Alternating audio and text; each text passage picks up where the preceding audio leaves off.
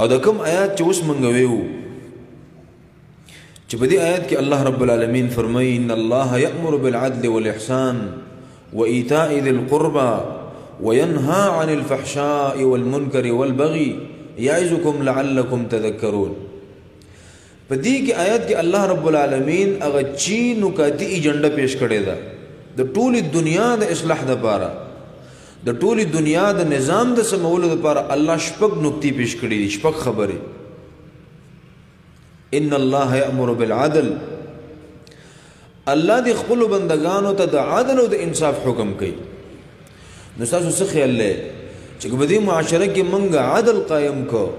انصاف هم قائم کو، او هر چا د ځان نه یو منصف انسان جوړ کو، هم عام خلکو، هم نارینو، هم زنانو، او هم زموږ حکمرانانو،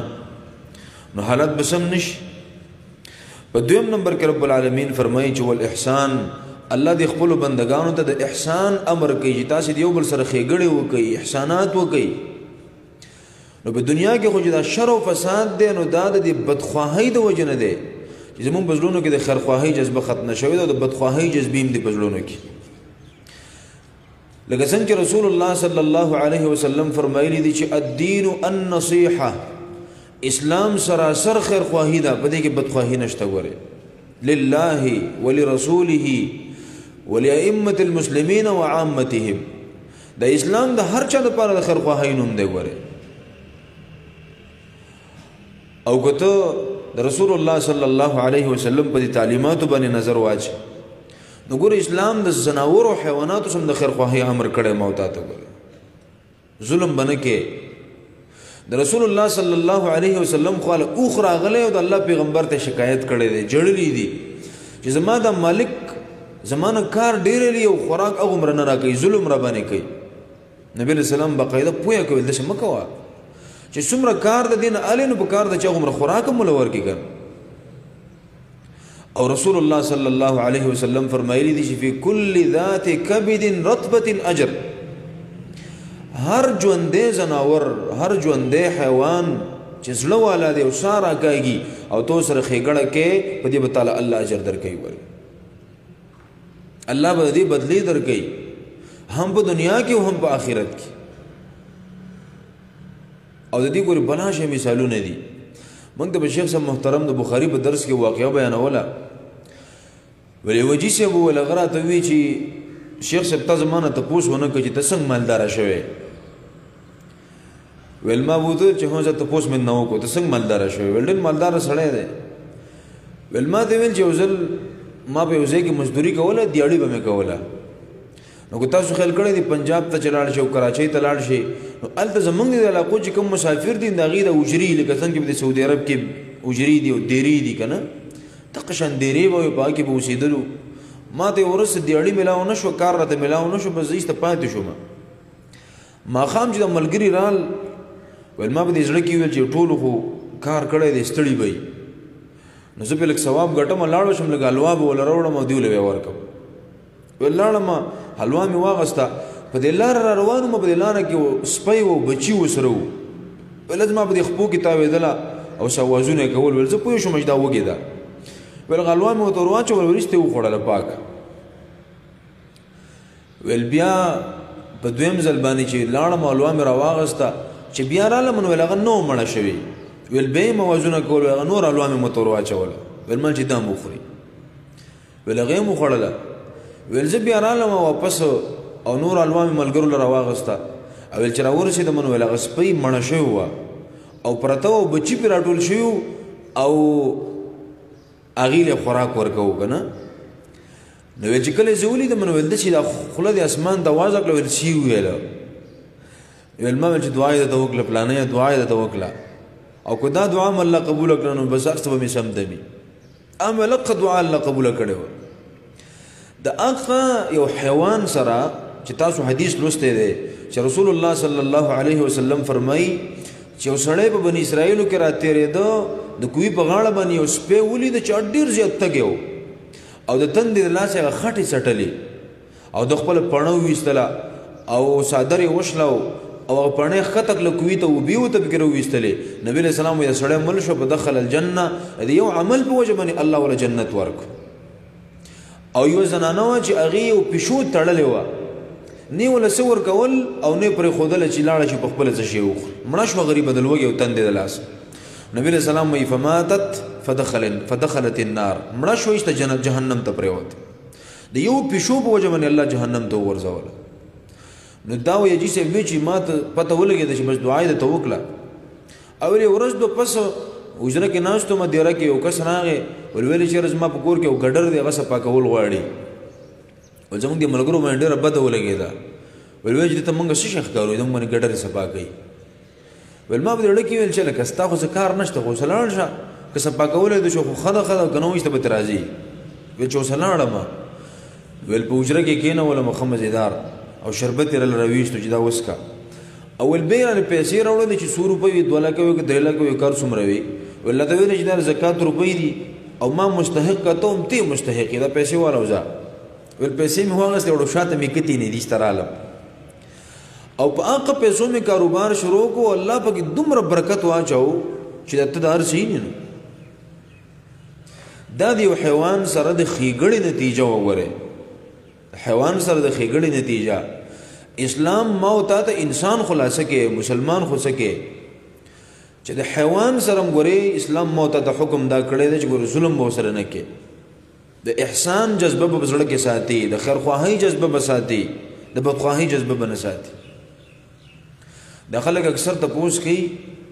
د ریډیو په دې پروګرام کې یاره چې زموږ کور کې میګان دي وایي دوست به مولې راوستو وایي دا موږ سوځلی شو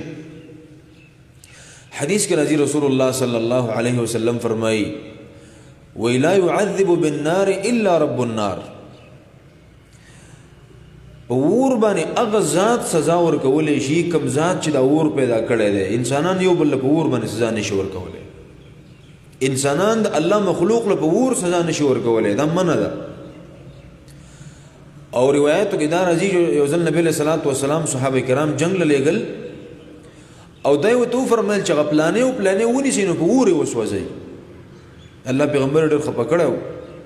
نو صحابه کرام لا جدا شوي نه وو چې وحي راله او پیغمبر علیه الصلاة والسلام الله منع کړ چې څوک به په اور باندې نه سوځي جنگ د جنگ خپل اصول اسلام بیان کړی دي او رسول الله صلی الله علیه وسلم ارشاد فرمایلی دی چې اذا قتلتم فاحسنوا القتل کله چې تاسو بل وجنئ کنه کافر وجنئ یا یو مسلمان په قصاص کې وجنئ نو فاحسنوا القتل په صحیح طریقې سره مړ کا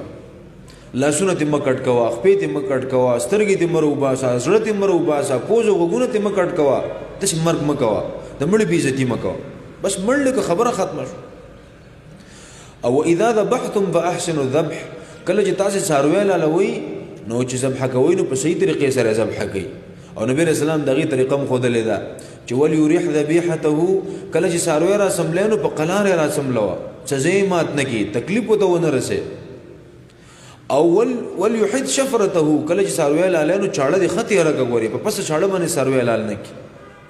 چې سات نه د خطي نو چمړه تل مو باسا او یو څاروي د بل مخې تم مالاله ګور اسلام د دین دی سراسر خیر خواهی ده بدخواهی پکې د سره نشته دی ګور په اسلام کې داسې یو عجیب دین دی چې الله رب العالمین موږ تاسو ته راکړی دی نو ان الله یأمر بالعدل والاحسان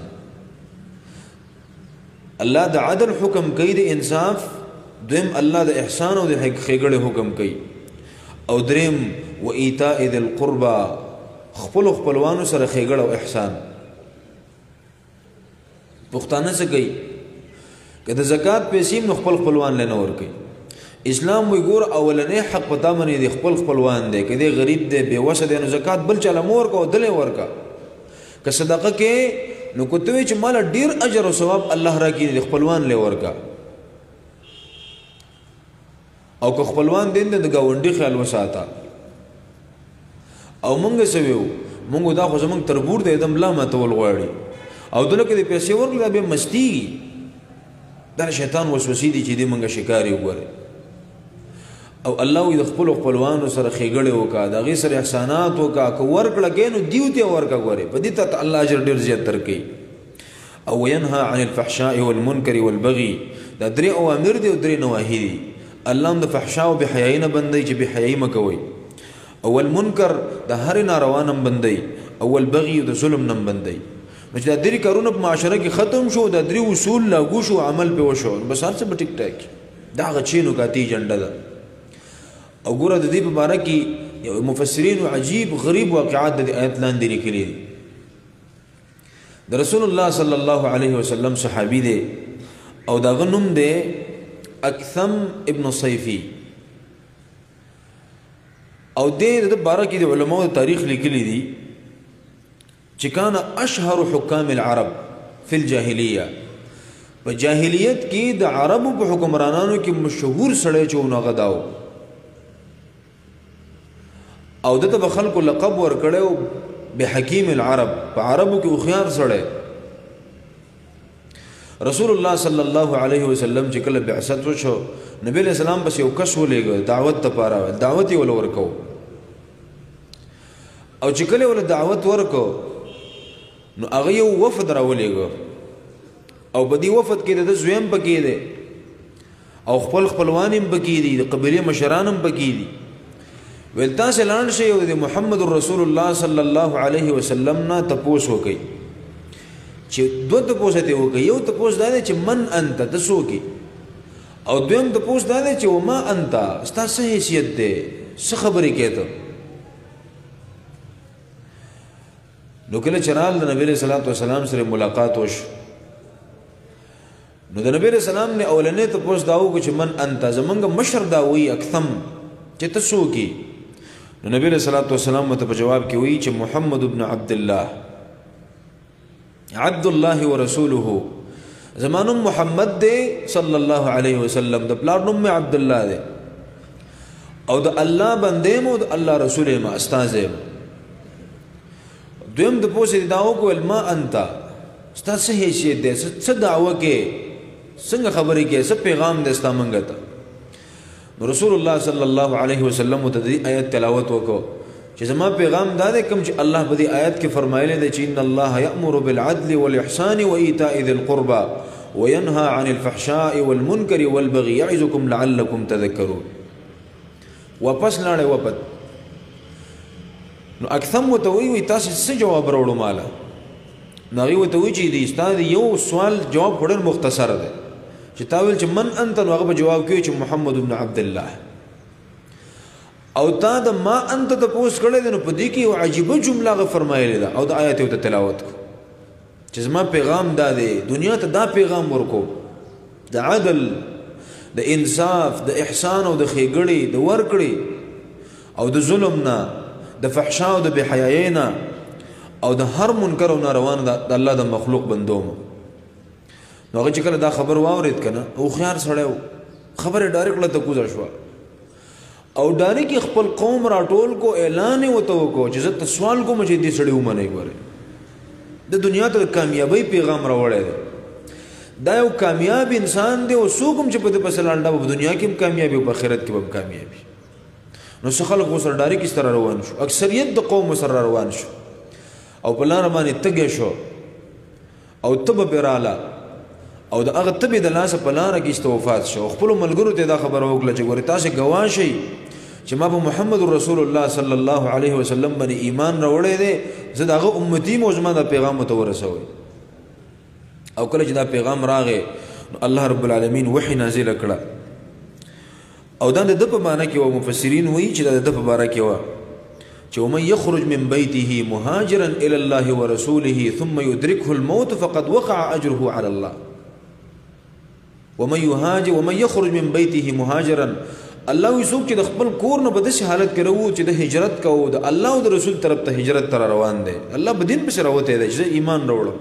د پیغمبر علیه السلام ملاقات روان دي او ثم يدركه الموت فلا رجل مرغ راغه فقد وقع اجره على الله الله دې اجر په ما دې زبول اجر نو اکثم صیفی هغه چې کله دا آیت واورید نو ایمان ډایرکټ سینې ته نه ووت ایمان په زړه کې ځای وکړو ځکه هغه اهل زبانو د عربی په ژبه باندې پوهېدل او د الله کتاب یې واورید ډایرکټ زړه ته کوش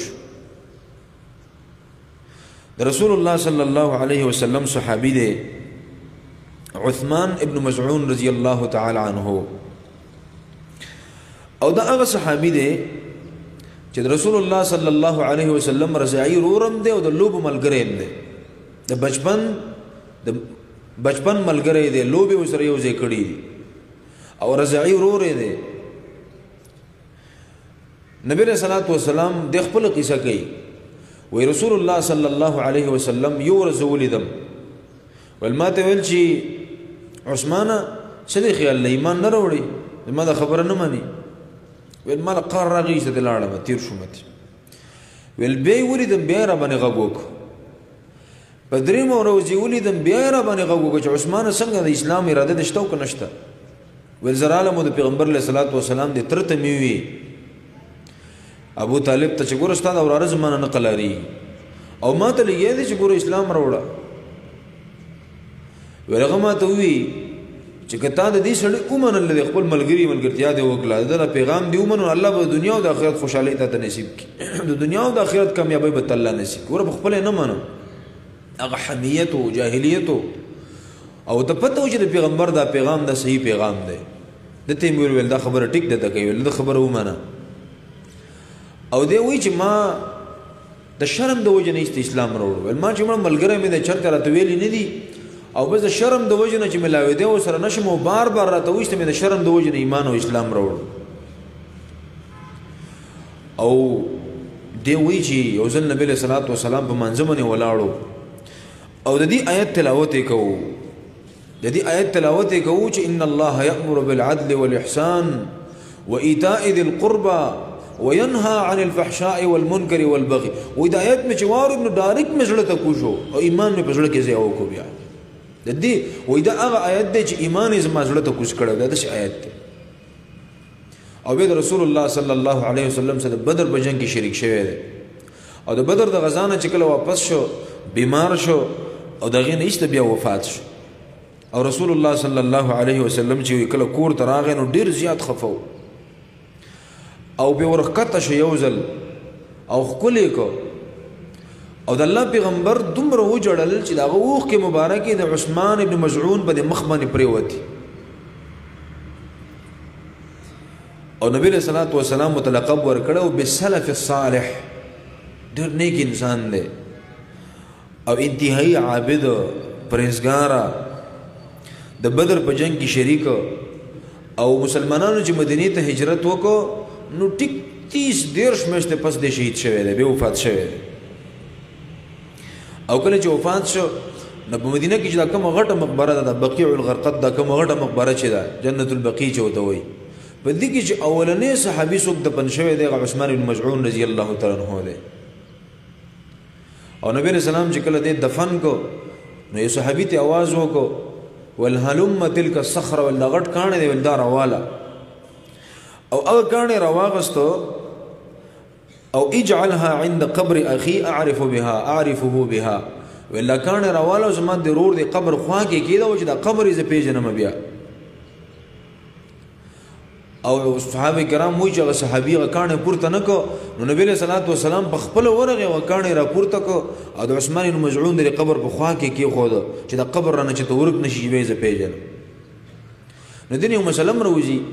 او هغه مسله دا ده چې په قبر باندې داسې نخه کې خوده شي چې دا غینه ته خپل پلار قبر او ضرور قبر او رشتہ دار قبر او دوست او ملګری قبر او پیژني او دا کوم قبرونه چې موږ جوړو دا غرونه چې جوړو کنه دې ګوري ثبوت نشته په شریعت کې په قبرونو باندې د پاسه آبادیان کول قبرونه په خول اغه له چونی ور کول باغی باندې هارونه او سیری او ګلونه چول د مسلمانانو طریقې دي د هندوانو طریقې دي او دا د غیرو طریقې مسلمانانو نه دی ګوره لہذا قبر ساده پرون ماته ملګری ټلیفون وکړ زما پلار ولغه د بدعات ور سخ خلاف او المنتبه مل چې بچي ګوره د بدعات نو بخي ځان ساتي ولا تیر روز کې قبر رسوران شوی غوند اول ما یو ټراله خاور روړ ولا قبر مولګ لوړ کو دسي الخوب کې مولد ول صخره د غوسو ولا ته ویل چې ګوره تاسو اسی مار باندې خپل جون ځای کړی چې ته هم چې بدعات مکوئ تاسو کوئ ول دا څه چلو مال بس دغه ګناه دې کړو چې قبر دې لغټ کړي مال شریعت وایي چې قبر صرف یو لویش لوړ کا مونږ چې څومره خاور د قبر نه نهشته په ټوله بیر تاړو یو لوی غر په پاسه ودرو دا شرعي قبر نه دی تاسو متلی کنه د جنت البقیع کې هم ګرځیدلی په مکه کې چې کوم مقبره د غټه جنت المعلات نو معلات مقبره ته به مرغلي التم ټول دغه سی واړه واړه قبرونه دي د یو لويشت په مقدار هم غټ نه دي صرف کاڼي دي ته وکړي چې پته لګي چې دا قبر ده او مونږ بس پته نه لګي دا قبر پرستی زموږ په ملک ډېر زیات عامه ده په ټول هندستان بری صغیر کې د قبر پرستی ډېر عامه ده د اولیاء قبرونو لتاګو الته منجورانو ناستا الته نظرونو منختي او الته دا ټول لوبي کول دا بس یو عام رواج دی د عمر رضی الله عنه دور کې وزل داسې شوی وو چې صحابه کرام د مسلمانانو یو گورنرو هغه لاړې او علاقه فتح کړه او به عمر رضی الله عنه ته خطر اولېګو په خط کې وته دالي کلو چې دلته یو کس دی د قبر نه راوتلې دی او خلکو تر ټول شوی دی وښ دا پیغمبر دی د الله عمر رضی الله عنه ته ویل 14 کسان به ونیسي هغه قیدیان چې هغه تاسو په جنگ کې نیولې دي حربي کافر دي واجب القتل دي 14 کسان به ونیسي او باغی به 14 قبرونه وکني او د شپې په یو قبر کې د قلاش کده پیغمبر لاش خخې کوي او دا ټول قبرونه جوړ کوي بیا او دا کوم کسانو چې قبرونه جوړ کوي دا ټول وجنه مړې کوي چې چاته پته ونه لګي چې په کوم قبر کې خخ کړي اسنه سوال خلک عبادت شروع کی په هندستان کې د مجدد الفسانی رحمه الله د بارک علماء لیکلي دي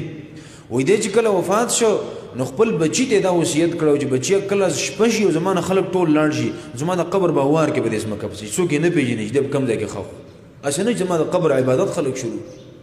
د نیکانو خلکو سره دا فکر مسره چې زمانه قبر د خلکو نو ورک شي ګوره دعا کته دلته وږي کنه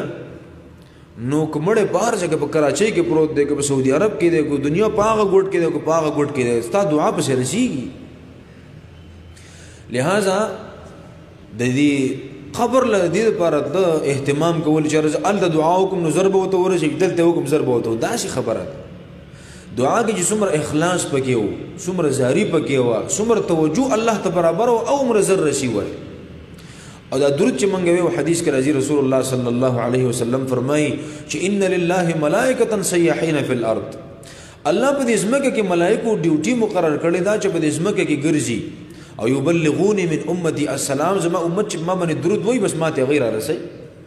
نو دنیا کې په هر ګډ کې ته پیغمبر علیه السلام باندې درود وستا درود به الله تعالی تر رسي د ملائکو په ذریعہ باندې نو که ته په هر ګډ کې دعا وکې او چاته مو کې الله تعالی و تر رسي او دعا خدا پوښی شه الله ډېر قبلې الدعاء بظهر الغيب نبی علیہ السلام وی هغه دعاګانې چې الله قبلې او خامخای قبلې په کې او پوښی شه دعا د چې چاته وکي بر الله یو زمینی خبره وا نو عثمان بن مزعون رضی الله تعالی عنہ هغه وی زما سره ته چې ایمان ګوښه نو په دې آیت کوس کړه وره چې دا آیت مې واورېدو هغه نه پس صرف د شرم د وجه مسلمان شوی شرم ملګری مې دې بار بار راته وی چې مسلمان شو زین خبره نه منم او چې دا آیت مې واورېد بس اسلام مې زړه ته کوش د رسول الله صلی الله علیه وسلم یو دو دشمنان دي او ډېر خطرناک او بدترین دشمنان دي ولید ابن مغیره تاسو مې نوم اورېدلې او دا د نبی له سلام سخت مخالف او قران مجید ډېر آیتونه د په باره کې نازل شوي د ولید ابن مغیره یو ځل نبی له صلوات و سلام په مونږ باندې ولاړو د آیت تلاوت کو چې واپس لاړ نو ابو جهل ته وی والله ان له لحلاوه وان عليه لطلاوه الله مې د قسمی چې داسې خوږی خبرې کوي داسې مزیدار خبرې کوي چې په دې خبرو کې یو میټاس دی یو خوند دی پکې